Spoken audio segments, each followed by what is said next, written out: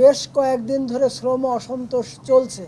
এই অসন্তোষের কারণ উপলব্ধি করা এবং সেগুলো সরকারের দৃষ্টিতে আনা, সমাধানের চেষ্টা করা, সেটাই আমাদের লক্ষ্য।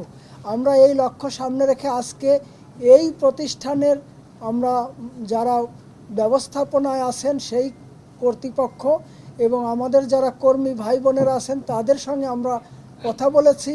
তারা আমাদেরকে অঙ্গীকার করেছেন যে তারা এই কাজ চালিয়ে যাবেন, এই ফ্যাক্টরিটা তারা ওপেন রাখবেন এবং এই ফ্যাক্টরিগুলো চলমান থাকবে।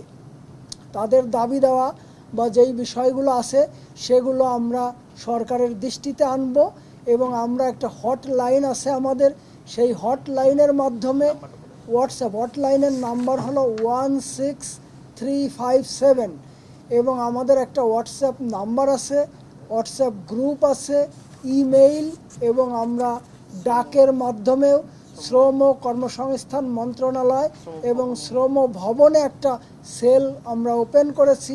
সেখানে আমরা অভিযোগগুলো বা তাদের আবেদনগুলো আমরা গ্রহণ করব।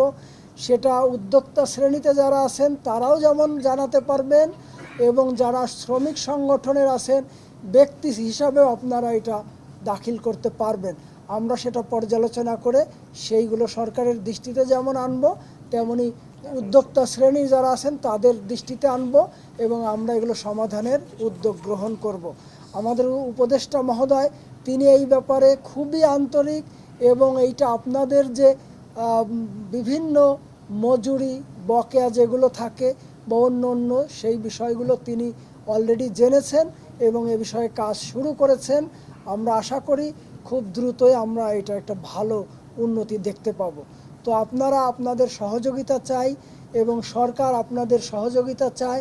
আমরা তিনটা পক্ষ মিলে আমাদের যে সুনাম রয়েছে সেটা আরও আমরা বৃদ্ধি করতে চাই, আমাদের এক্সপোর্ট আরও আমরা বাড়াতে চাই, আমরা অন্য দেশের সাথে প্রতিযোগিতা করে আরও এগিয়ে যেতে চাই। এই লক্ষ্যে আপনাদের সকলের সহযোগিতা আমরা চাই।